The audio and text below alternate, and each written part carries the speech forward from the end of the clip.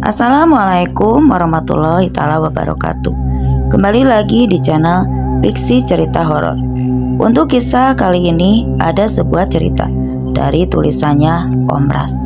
Dan untuk seperti apa kisah yang akan saya bawakan kali ini, yaitu sebuah kisah yang berjudul Satu Keluarga Dijadikan Tumbal oleh ART. Dan untuk seperti apa kisahnya, mari kita masuk ke ceritanya. Semua nama dalam cerita ini sudah diubah. 2014 Kalimantan Selatan. Wanda, tolong ambilkan air putih, ujar seorang laki-laki berusia 50 tahunan yang sedang duduk di depan TV. Wanda yang baru saja hendak berangkat kerja itu pun langsung kembali ke dapur mengambilkan air putih di dalam botol untuk sang ayah. "Kenapa kamu dan suamimu tidak berangkat bersama?" tanya Abah ketika Wanda meletakkan botol air di atas meja yang berada di hadapan sang ayah. "Dia ada kerjaan di luar kota, Bah, makanya berangkatnya lebih pagi," jawab Wanda seraya memakai sepatunya. Wanda adalah seorang guru di sekolah SMP, sementara suaminya mempunyai usaha agen travel yang diurus bersama kedua orang temannya. "Oh iya, Mbah, Wanda pamit berangkat ngajar dulu ya," kata Wanda berpamitan pada ayahnya. "Iya, nanti pulangnya tolong belikan gado-gado ya, Nak." Wanda mengangguk. Lalu kemudian ia menutup pintu rumahnya. Wanda berangkat dengan menaiki motor Vario yang baru beberapa minggu ia kredit. "Selamat pagi, Bu," sapa anak-anak murid Wanda ketika mereka melihat Wanda datang. "Selamat pagi anak-anakku," balas Wanda menyapa sambil melemparkan senyum kepada anak-anak itu. Hari berjalan seperti biasanya. Dalam perjalanan pulang, tidak lupa Wanda membelikan pesanan sang ayah. Sesampainya di rumah, terlihat ayah dan ibunya sedang duduk-duduk di depan TV menonton siaran berita. "Sudah makan, Bah?" tanya Wanda. "Sudah, tadi Mama masak ayam kesukaannya Ulpa. Tadi pas sampai rumah dia langsung makan. Sekarang dia lagi tidur di kamarnya." "Oh, ini mah kado-kado pesanan Abah pagi tadi," kata Wanda seraya meletakkan kantong plastik berisi 2 bungkus kado-kado. Ya, Wanda memang tinggal serumah dengan orang tuanya, bukan karena mereka tidak punya rumah, melainkan karena Ulpa anaknya Wanda tidak bisa jauh dari kakek dan neneknya. Sementara orang tua Wanda ini juga tidak mau ikut tinggal di rumah Wanda. Maka dari itu Wanda dan suaminya mengalah dan tinggal di rumah orang tua Wanda. Wanda juga mempunyai seorang adik laki-laki namanya Hairul yang bekerja di perusahaan tambang di Kalimantan Tengah. Namun adiknya itu hanya pulang 3 bulan sekali. Itu pun jika cutinya hanya 2 minggu saja. Wanda masuk ke kamarnya untuk bersih-bersih badan. Lalu setelah mengenakan dasternya, Wanda langsung keluar kamar. Ia berjalan ke arah dapur karena perutnya sudah mulai terasa lapar. Selesai makan, Wanda kembali ke dalam kamarnya untuk beristirahat. Sekitar pukul 4 sore, pintu kamarnya diketuk oleh ayahnya dari luar. "Sholat dulu, Nak," ucap ayahnya mengingatkan. Selesai melaksanakan sholatnya, Wanda bergegas ke dapur untuk membantu ibunya memasak. Sementara Ulpa terlihat sudah bermain bersama kakeknya di depan TV. "Mau masak apa sore ini, Mah?" "Sop ayam," jawab ibunya singkat. "Terus ini kacang untuk apa?" tanya Wanda. "Untuk bikin saus kacang." "Oh, jadi ceritanya mau bikin sate juga?" "Iya, mau bikin sate. Itu arangnya ada di dalam plastik. Tolong kamu nyalakan ya. Sekalian kamu bakar satenya," kata ibunya seraya menunjuk ke arah plastik putih di dekat pintu dapur. "Nah, ini daging ayamnya," lanjut ibunya sembari meletakkan baskom berisi daging ayam di dekat Wanda. Mata Wanda melebar. "Ini belum ditusuk?" "Iya, sekalian kamu tusuk ya. Itu tusukannya ada di lemari di belakangmu." Wanda pun langsung duduk dan mengerjakan apa yang diperintahkan ibunya. Tidak lama kemudian sang ayah pun datang ke dapur. Lalu tanpa berkata-kata, sang ayah pun langsung membantunya. Karena dikerjakan oleh 2 orang, pekerjaan pun cepat selesai. Setelah Wanda cuci tangan, Wanda pun langsung menyalakan arang untuk membakar satenya. Tapi baru setengah baskom sate yang dibakar, dari luar terdengar suara suami Wanda yang datang. "Itu Randy sudah pulang, sini biar abah yang lanjutkan. Kamu buatkan dulu minuman untuk suamimu," kata sang ayah yang baru saja datang dari luar. Wanda menurut, ia langsung beranjak untuk membuat suaminya minuman. "Kamu sudah pulang, Mas?" tanya Wanda dengan bibir tersenyum. "Iya, alhamdulillah, semuanya sudah beres, makanya aku bisa cepat pulang," jawab suaminya masih asik bermain dengan Ulfa. "Wangi sekali ini, emangnya kalian lagi bikin apa sih?" tanya Randy seraya menyeruput es sirup yang dibuatkan oleh istrinya. "Mama lagi masak sop dicampur sate." "Wah, Mama tuh tahu sekali ya kalau menantunya ini lagi pingin makan sup sama sate," jawab suaminya sambil tersenyum. Setelah melaksanakan sholat maghrib, mereka pun bersama-sama ke dapur untuk makan. Seperti biasa, makanan Mama memang selalu enak," puji Randy seraya mengangkat jempolnya. "Abah juga ikut andil masakan hari ini," ujar ayahnya Wanda tidak mau kalah. "Tapi bumbu-bumbunya kan Mama yang buat," kata ibunya Wanda tertawa. Keesokan harinya seperti biasa, Wanda berangkat bersama dengan suaminya. Tapi di tengah-tengah Wanda sedang mengajar, dia pun menerima telepon dari ayahnya yang mengatakan kalau ibunya Wanda terjatuh saat membeli sayur di depan rumah. Mendengar kabar itu, Wanda langsung pulang. Sepanjang perjalanan pulang, ia berdoa agar ibunya tidak kenapa-napa. Sesampainya di rumah, Wanda langsung menghampiri ibunya yang sedang berbaring di atas kasur. "Mama gak apa-apa, ayahmu saja itu yang berlebihan mengabarkan. Makanya kamu sampai buru-buru pulang," kata ibunya pelan. Wanda menggeleng. Mama kalau lagi sakit itu jangan ngerjain pekerjaan rumah, Ma. Wanda bisa kok pulang ajar terus masak dan ngerjain pekerjaan rumah. Kalau Mama sakit begini, Wanda merasa jadi gak enak. Ya, Wanda merasa jadi gak berguna karena gak bisa bantu Mama, ucap Wanda terisak. "Mama gak apa-apa. Tadi itu kepala Mama cuma sedikit pusing. Sekarang udah enggak apa-apa kok. Pokoknya mau gak mau, Mama harus mau aku carikan ART ya untuk bantu-bantu kita di rumah," ibunya mengangguk. Wanda tersenyum sembari mengusap air matanya. Keesokan harinya saat Wanda baru sampai di rumah, ia melihat ada sandal asing berada di teras rumah. "Assalamualaikum," Wanda mengucapkan salam. "Waalaikumsalam," jawab sang ayah yang sedang duduk-duduk di depan TV bersama seorang perempuan berusia 30 tahunan. Wanda langsung duduk di samping ayahnya. Lalu kemudian sang ayah memperkenalkan perempuan itu pada Wanda. "Dia namanya Ani. Katanya dia mau ngelamar jadi ART di sini," kata ayahnya Wanda. "Oh iya, kebetulan kami memang sedang mencari ART, Mbak. Tapi Mbak dapat info dari mana ya kalau kami sedang mencari ART?"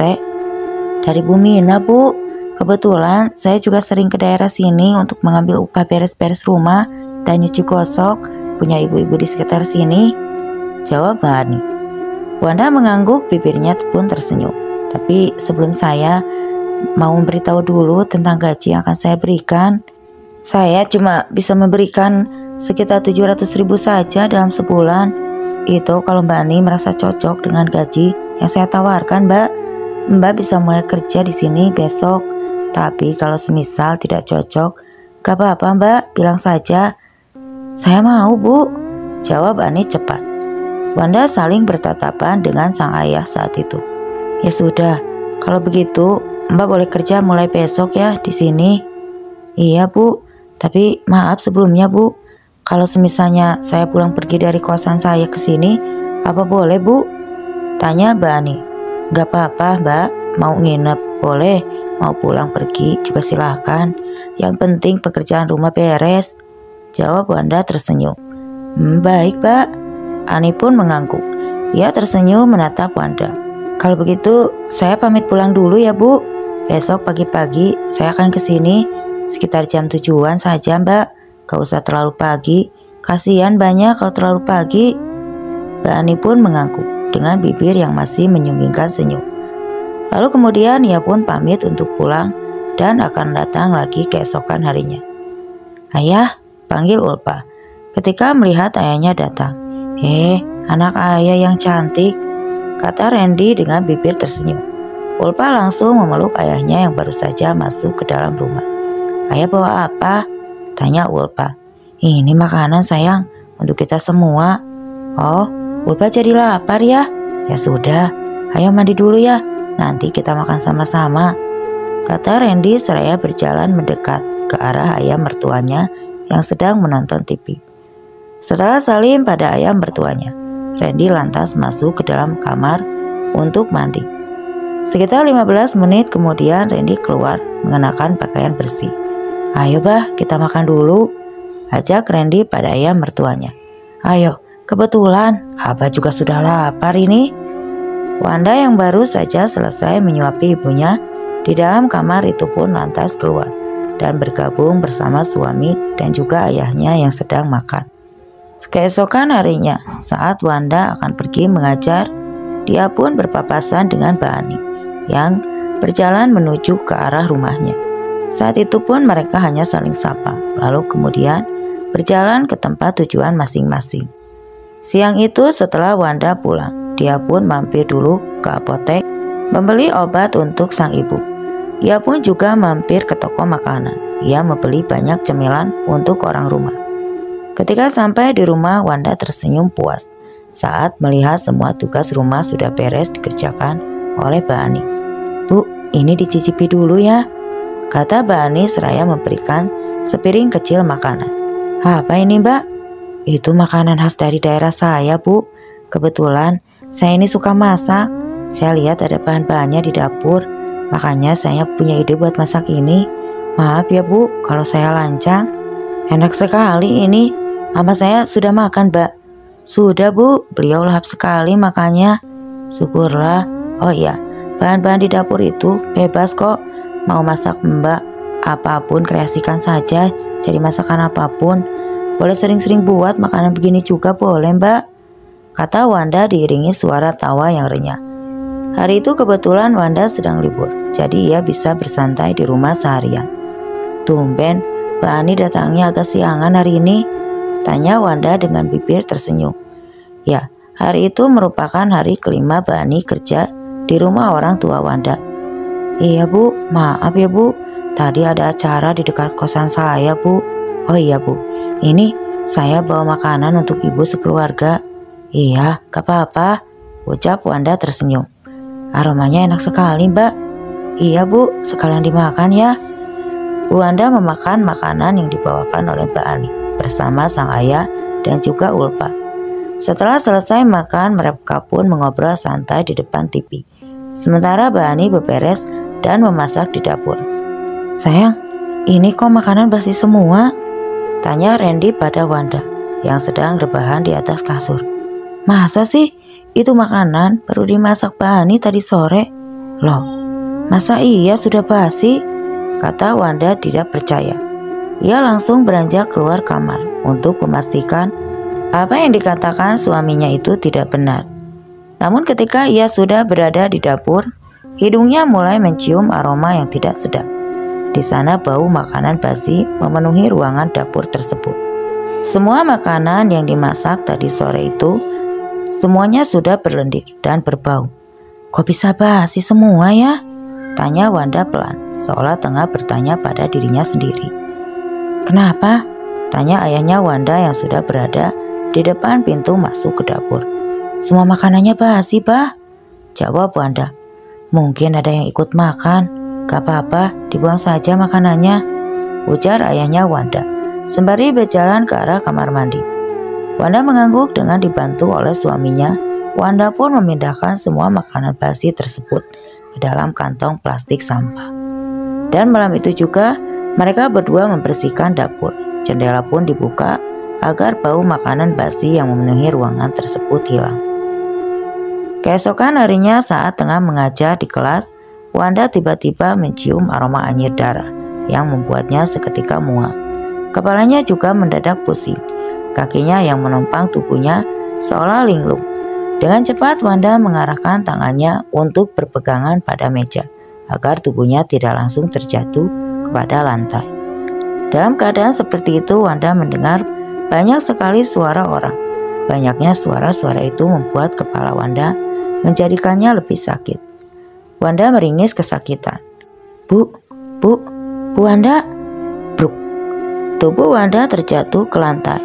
Ia tidak sadarkan diri. Dari hidungnya mengeluarkan banyak darah. Seketika saat Wanda tersadar, dirinya sudah berada di rumah sakit.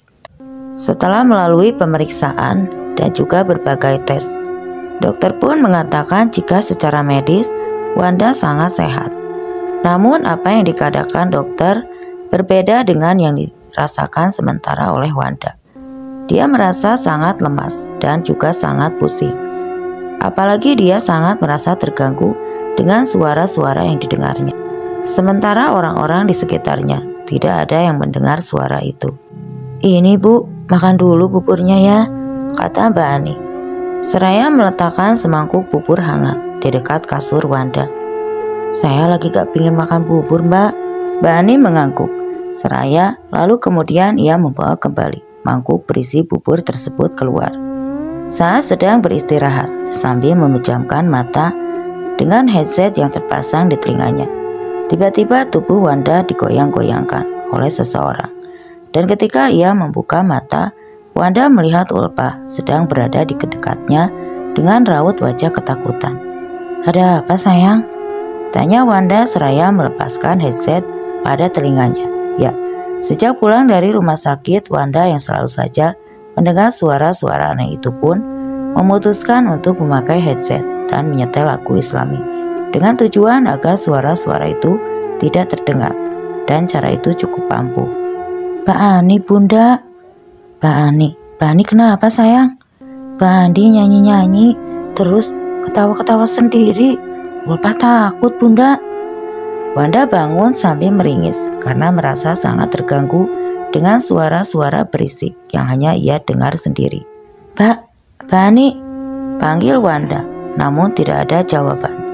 Hari itu di rumah memang hanya ada Wanda, Ulpa, dan Mbak Ani karena suami Wanda bekerja, sementara kedua orang tuanya sedang ke rumah sakit untuk cek kesehatan dan menebus obat.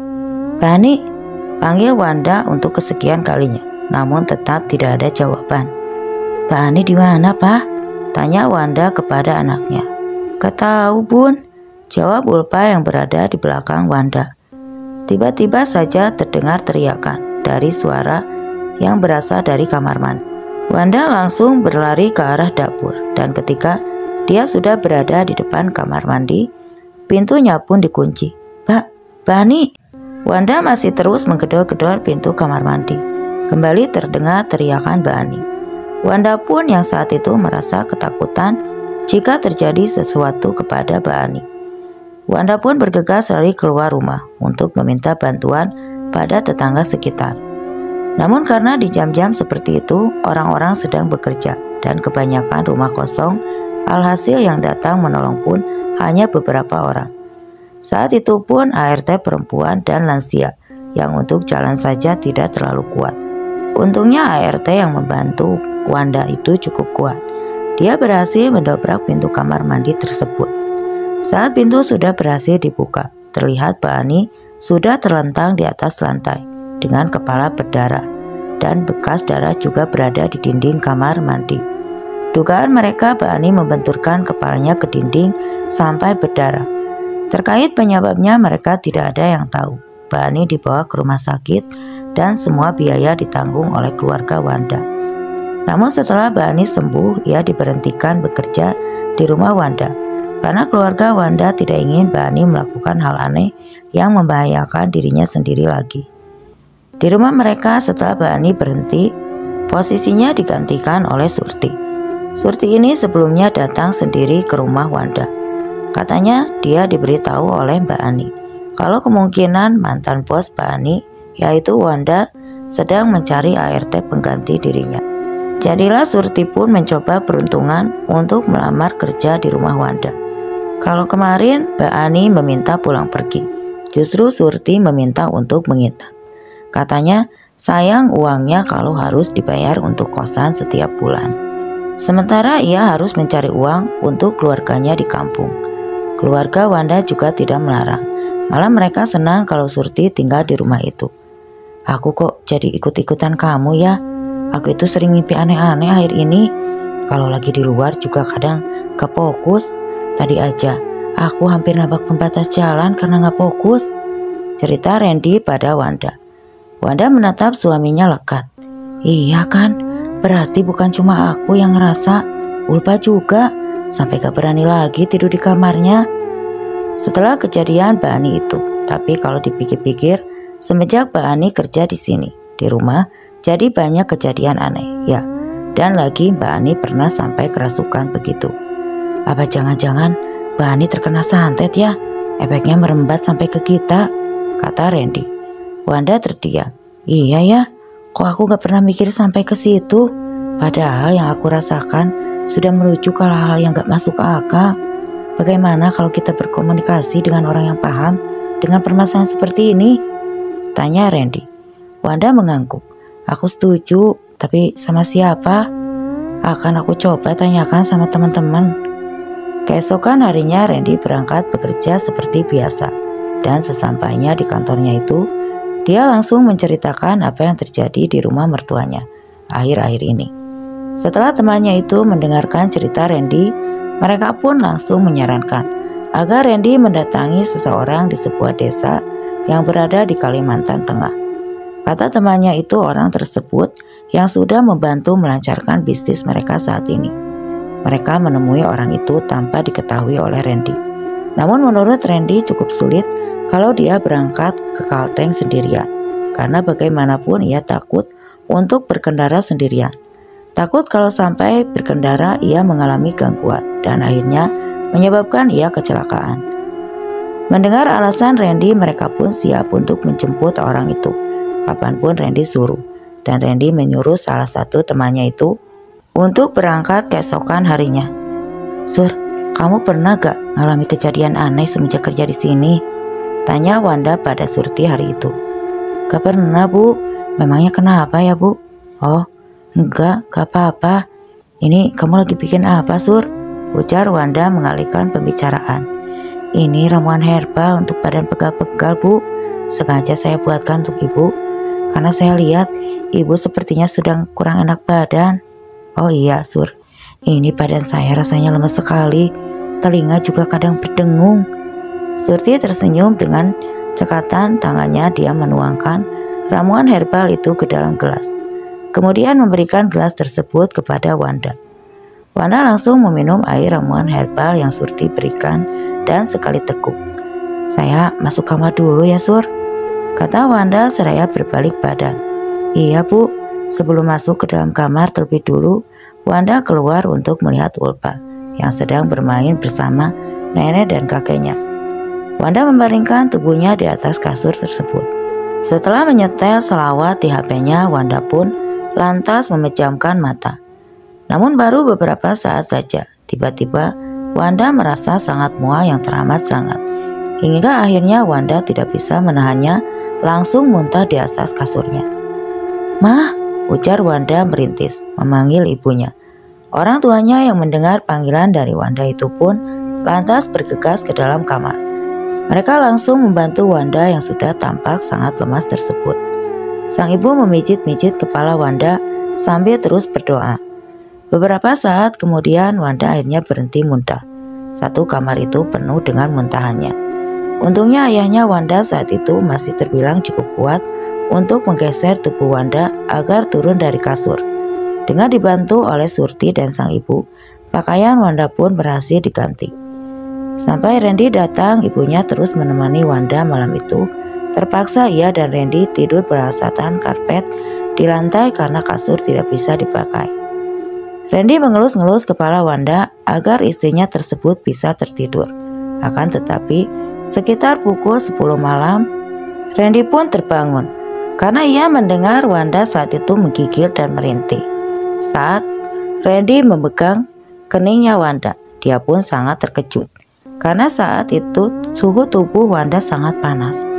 Randy pun langsung keluar untuk memanggil kedua mertuanya.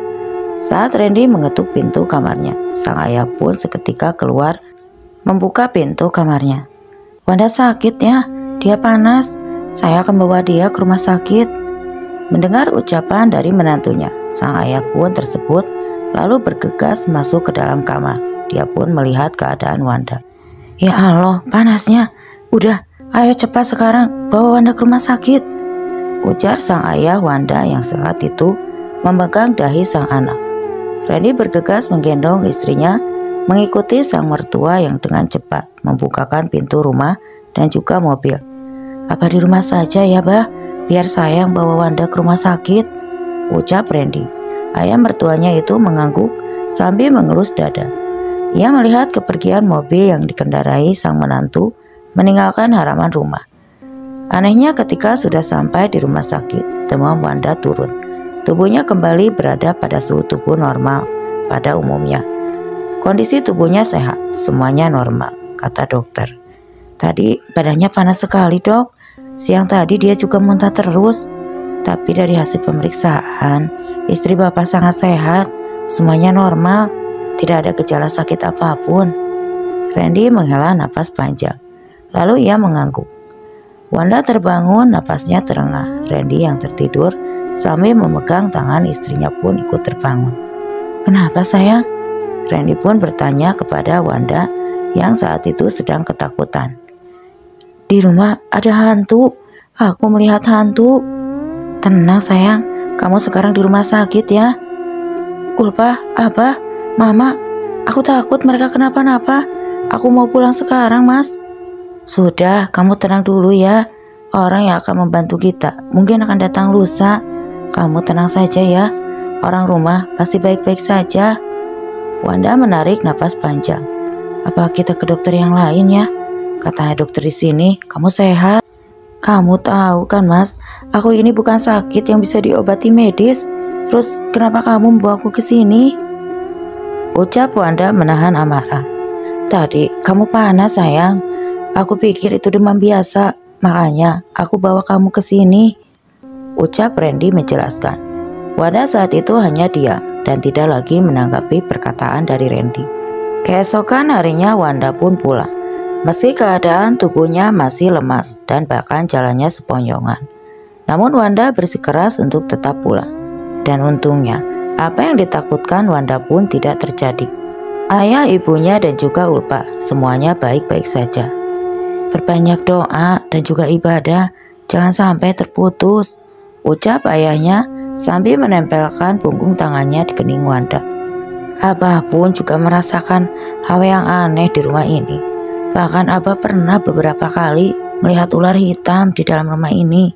Tapi karena Abah tidak mau membuat kalian khawatir, makanya Abah diam saja. Mama juga mengalaminya. Dan sebelum Mama pingsan itu, Mama merasa pundak Mama berat sekali.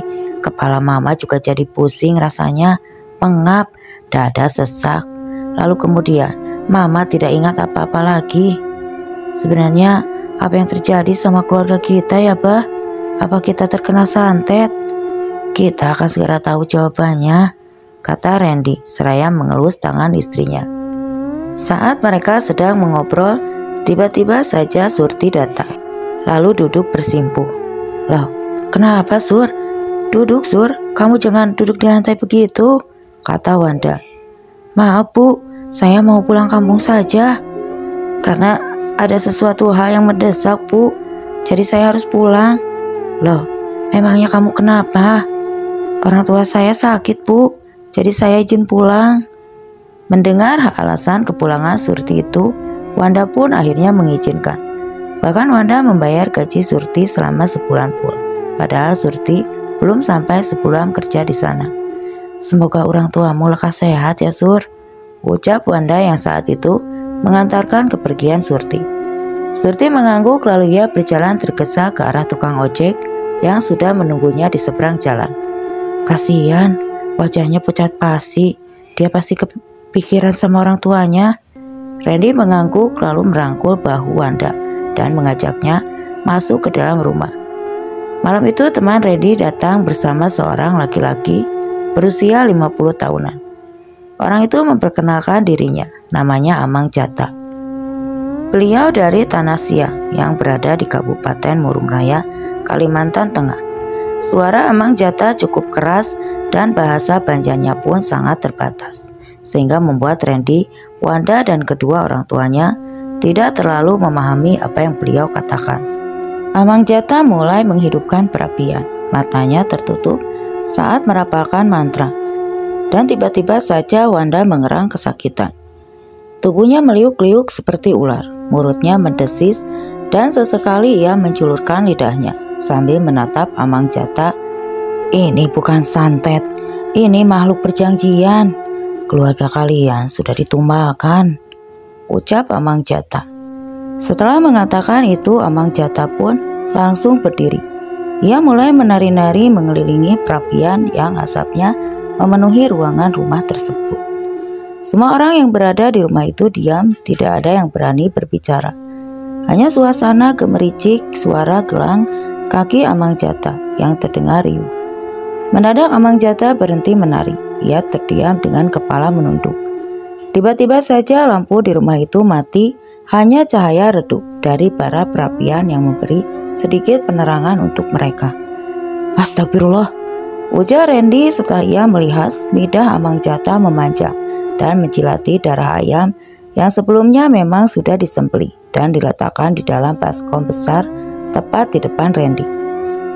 Saat lampu sudah menyala, mereka melihat darah ayam yang sebelumnya masih banyak di dalam baskom itu sudah lenyap dan Wanda sudah dalam posisi terbaring di lantai. Amang Jata membungkuk di dekat tubuh Wanda yang terkulai lemah. Ia mencabut beberapa lembar rambut di ubun-ubun Wanda, lalu kemudian memakannya. Saat itu Amang Jata seperti orang yang sedang kesurupan. Setelah itu, Wanda disiram dengan air kelapa dan mendadak Wanda pun tersadar. Begitu bangun, Wanda langsung muntah. Kemari, satu persatu, ujar Amang Jata memanggil keluarga Wanda. Randy mendekat terlebih dahulu dan saat Randy sudah berada di depan Amang Jata pun langsung mengambil sebiji kelapa utuh, lalu kelapa itu dipecahkan di atas kepala Randy. Air dari kelapa tersebut membasahi kepala dan tubuh Randy. Setelah Randy selesai, lalu kemudian giliran ayah dan ibu mertuanya juga ulpa. Entah kenapa setelah disiram dengan air kelapa itu, Randy merasa tubuhnya menjadi ringan dan perasaan aneh yang kemarin-kemarin menyelimutinya mendadak hilang. Tapi yang paling parah malam itu adalah Wanda. Dia kerasukan dan juga muntah-muntah. Setelah selesai, Amang Jata kembali merapalkan mantra. Beruntung kalian masih dilindungi olehnya, ujar Amang Jata seraya menghidupkan rokok tembakaunya. Asap rokok tembakau itu memenuhi ruangan. Baunya yang menyengat membuat Wanda pusing. Kira-kira siapa yang membuat sekejam itu kepada keluarga kami, Mang? Tanya Randy. Pesugihan itu dari pulau lain. Hebatnya, pesugihan tersebut tumbalnya bukan anggota keluarga si pelaku, tapi orang lain yang diberi makan. Hasil pesugihan tersebut pun bisa dijadikan tumbal. Apa mungkin ada orang yang membayar jasa travel kita pakai uang pesugihan? Randy pun bertanya kepada temannya. Tidak bisa seperti itu. Biasanya tumbal akan diberi makanan secara cuma-cuma atau mendapatkan uang secara sengaja. Biasanya bentuknya bukan hanya cuma uang, tapi biasanya makanan. Saya tidak tahu siapa orangnya, Mang, tapi kami mencurigai satu orang. Dia mantan ART kami. Sejak dia datang ke rumah ini, mulai terasa aneh. Apa mungkin dia, Mang? Ujar Randy. Namanya Ani kan? Bukan dia. Orang yang ingin menumbalkan keluarga kalian itu pernah tinggal di sini. Dan dia sudah memata-matai keluarga kalian itu sebelum Ani itu bekerja di sini. Dan dia namanya adalah Ratih, ujar Amang Jata. Ratih, Mang? Tapi ART yang pernah tinggal di sini itu namanya Surti, Mang, bukan Ratih. Amang Jata pun terdiam. Ia kembali memejamkan mata, lalu memberitahu ciri-ciri orang yang bernama Ratih itu kepada Randy. Surti, iya, ciri-cirinya memang seperti Surti. Tapi aku juga tidak pernah memeriksa KTP-nya. Entah kenapa, aku begitu percaya saja pada ucapannya, ujar Wanda. Amang Jata menghela napas panjang. Dia sudah gagal menumbalkan kalian, aku yakin. Makhluk pesugihan itu pasti akan berbalik menyerangnya, ucap Amang Jata. Saat itu Wanda pun bernapas lega. Apa kami boleh ganti baju, Mang? Amang Jata mengangguk. Dan setelah mengobrol sebentar mereka pun beristirahat. Keesokan harinya Amang Jata berkeliling di dalam rumah tersebut. Beliau menemukan beberapa buhul yang diletakkan di setiap sudut rumah itu. Dan setelah 3 hari, Amang Jata menginap di sana. Beliau pun akhirnya pulang selama 3 hari menginap di rumah keluarga Wanda. Amang Jata pun sebisa mungkin membantu membersihkan rumah itu. Karena katanya rumah itu sudah mulai menarik perhatian makhluk-makhluk lain. Dan jika dibiarkan mereka akan semakin banyak berdatangan dan mengganggu penghuni rumah tersebut. Meskipun sudah aku pagari dan aku bersihkan begini, tapi ibadah kalian harus tetap dijalankan, pesan Amang Jata. Setelah kejadian itu keluarga Wanda jadi lebih teliti lagi dalam mencari ART. Mereka tidak asal menerima begitu saja seperti sebelum-sebelumnya. Oke teman-teman, sekian untuk kisah kali ini. Semoga apa yang sudah saya bagikan dalam kisah ini dapat dijadikan pelajaran untuk kita semua. Dan buat teman-teman yang baru bergabung, terima kasih sudah mampir di channel ini. Dan semoga saja apa yang saya sampaikan dapat menghibur kalian semua. Sekali lagi, terima kasih.